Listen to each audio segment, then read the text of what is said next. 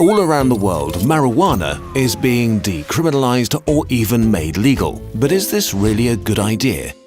In the online debate, the harmful sides are often downplayed. So let's look at the 3 most powerful arguments against legalizing marijuana.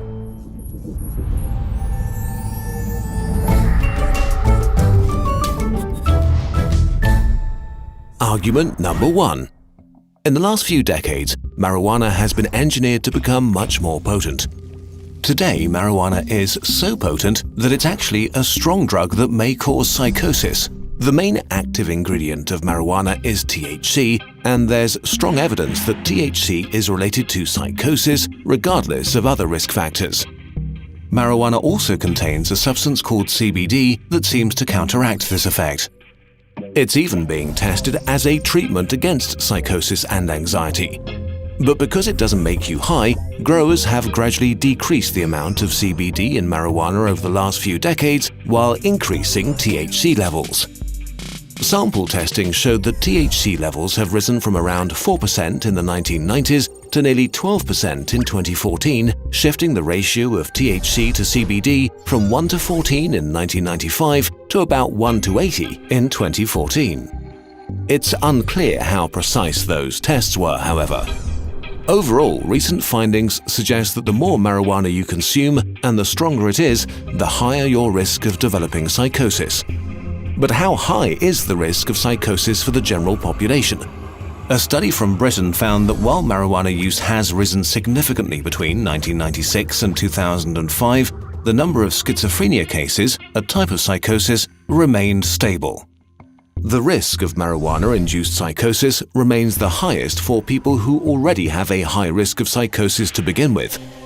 For them, it seems more likely that marijuana speeds up the development of their condition rather than causing it, as far as we know right now.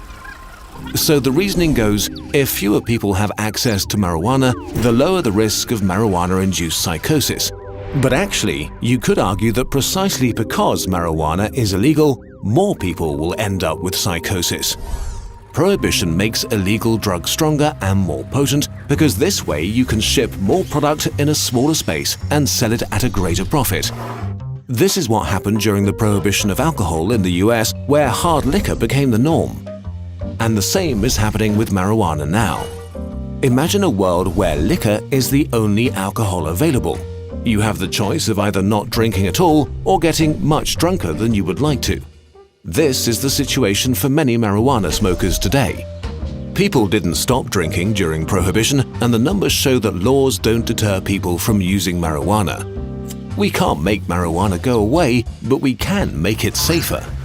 If marijuana were legal, there would be more options for consumers, and regulators could, for example, insist on a high level of CBD.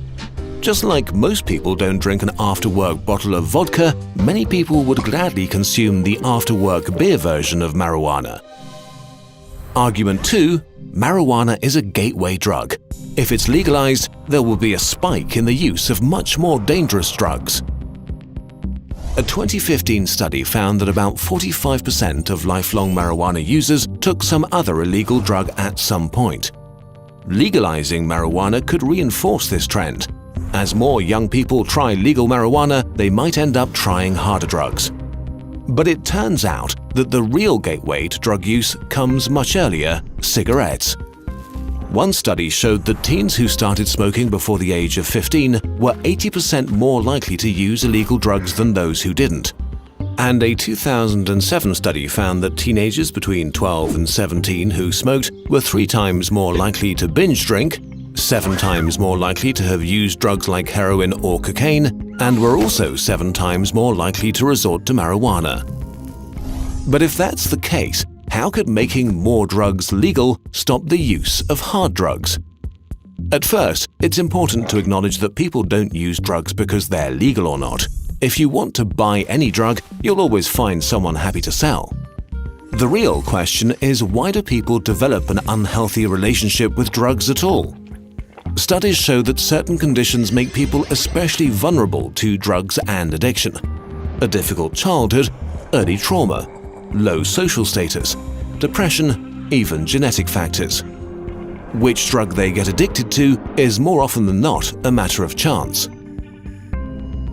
Addicts take drugs to escape their problems, but drugs don't solve any of those problems and instead become a new problem. But punishing people for their unhealthy coping mechanisms doesn't change anything about the underlying causes either. So some argue we need to take a completely different route.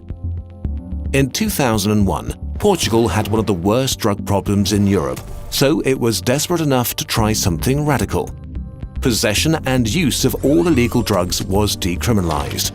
You would no longer be arrested. Instead, authorities launched a major health campaign. People who were found with a small amount were referred to support services and got help with treatment and harm reduction. Drug use was seen as a chronic disease, not a crime. The results were stunning. The number of people who tried drugs and kept using them fell from 44% to 28% by 2012. The use of hard drugs decreased, as well as HIV and hepatitis infections and overdoses. Making drugs legal might overall help society much more than it harms it. Argument number 3. Marijuana is addictive and unhealthy. It needs to remain illegal to keep harm at a minimum.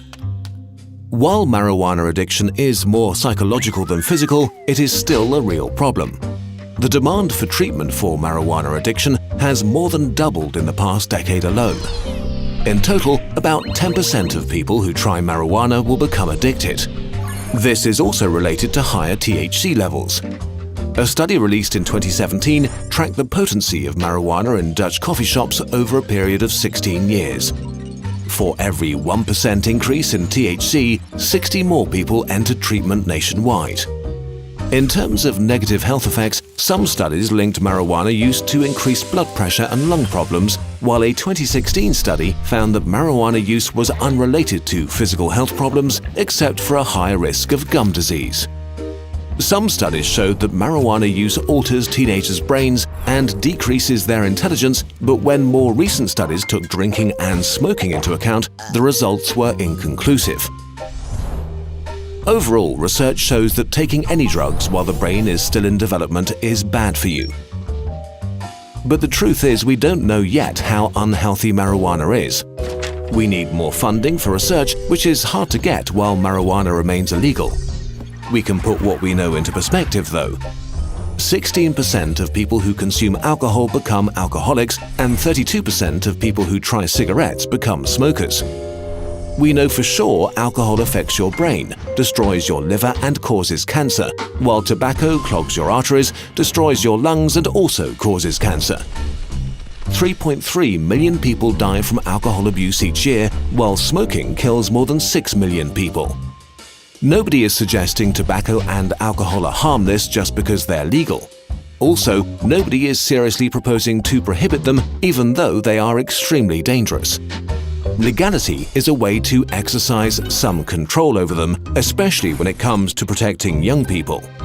It's often much harder to buy legal drugs for teenagers than to buy illegal ones. Official sellers can get hefty fines and lose their license if they sell to underage kids. Legality creates incentives here that drug dealers can't exploit. So making marijuana legal doesn't mean endorsing it. It means taking responsibility for the risks it poses. It could also open the floodgates to tons of new research that shows us how harmful it really is and to whom. Conclusion: marijuana is a drug, and just like any other drug, it has negative consequences for a sizable portion of the people who use it. It is not harmless. The best way to protect society from its negative consequences seems to be legalization and regulation. Thanks to our partnership with Funk, this video has already been available on our German channel for 2 weeks. Check it out and subscribe to practice your German skills. And if you want to support the creation of videos that take months to research and prepare and get a bunch of cool stuff in return, you can do that on patreon.com/Kurzgesagt.